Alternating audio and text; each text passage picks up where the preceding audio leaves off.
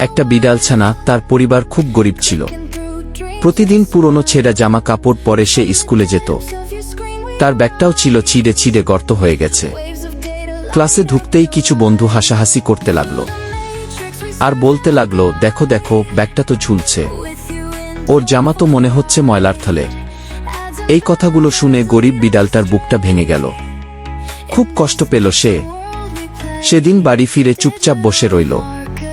তারপর নিজের মনেই বলল, না, আমি কিছু একটা করব। আমি প্রমাণ করব, গরিব হওয়া লজ্জা না, চেষ্টা না করাটাই লজ্জা। পরের দিন সকালে গেল পাশের এক ইলেকট্রিক দোকানে। দোকানদারকে বলল, আঙ্কেল, আমি কাজ শিখতে চাই, আমাকে একটু কাজ দেন। দোকানদার তার আগ্রহ দেখে রাজি হল।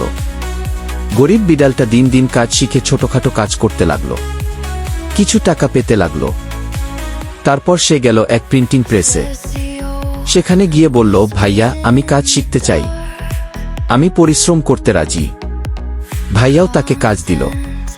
বিড়ালটা স্কুলের ফাঁকে ফাঁকে সেখানে কাজ করত।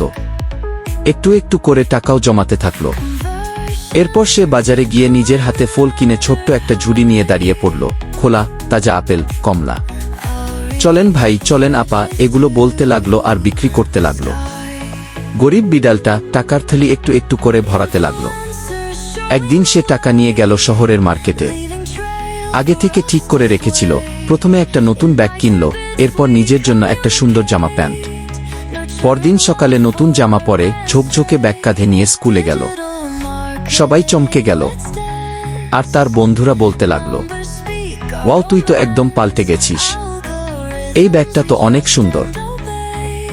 এরকম আরো নতুন নতুন ভিডিও বা কাহিনী গল্প দেখার জন্য আমাদের পাশে থাকুন। ধন্যবাদ।